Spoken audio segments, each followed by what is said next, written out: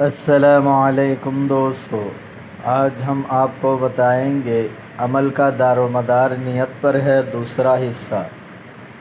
بعض اکابر کو کسی شخص نے خواب میں دیکھا اور پوچھا کہ تم نے اپنے اعمال کو کیسا پایا؟ انہوں نے فرمایا کہ جو چیز میں نے خدا تعالیٰ کے واسطے کی تھی اس کو تو پایا، یہاں تک کہ انار کی گٹلی میں نے راستے میں سے ہٹا دی تھی، یا ایک بلی میری مر گئی تھی اس کو بھی حسنات کے پلے میں پایا، اور میری ٹوپی میں ایک دھاگا ریشم کا تھا اس کو برائیوں کی پلے میں پایا، اور میرا ایک گدھا 100 دینار کا مر گیا تھا اس کو ثواب مجھ کو نہ ملا۔ میں نے عرض کیا کہ بلی کا مرنا تو حسنات کے پلے میں موجود ہے، مگر گدھے کا مرنا اس میں نہیں ہے۔ مجھ کو حکم ہوا کہ تیرا گدھا وہاں بھیجا گیا جہاں تو نے اس کو بھیجا تھا، یعنی جب وہ مر گیا تھا اور تجھ کو اس کو مرنے کا حال معلوم ہوا تو نے کہا تھا کہ خدا کی لعنت میں گیا، اس لیے تیرا ثواب اس میں باطل ہوا۔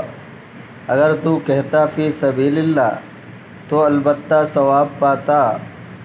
اور ایک روایت میں ہے کہ انہوں نے یہ بھی کہا ہے کہ میں نے ایک صدقہ لوگوں کے سامنے دیا تھا تو لوگوں کا میری طرف دیکھنا مجھے اچھا معلوم ہوا، اس کا حال یہ ہوا کہ اس پر نہ ثواب بھی ہے نہ عذاب۔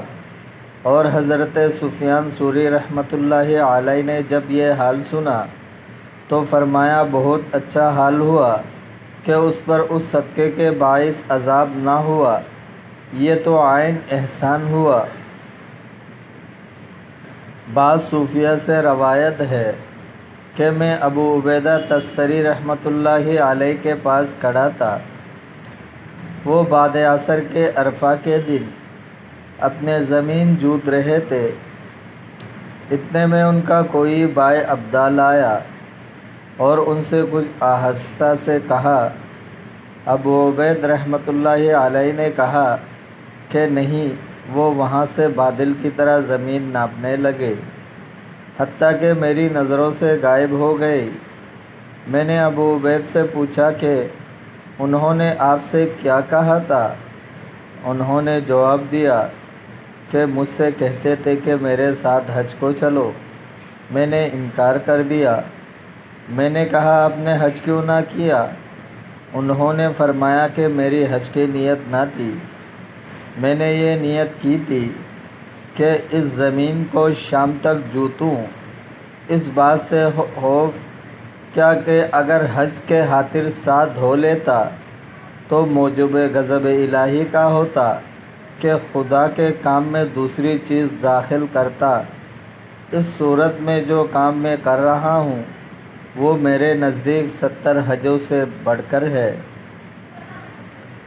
دوستو، اگر آپ کو ویڈیو اچھی لگی ہے تو لائک کرے، شیئر کرے، چینل کو سبسکرائب کرے، اپنا بہت سارا خیال رکھیے گا۔ ملتے ہیں اگلے ویڈیو میں۔ اللہ حافظ۔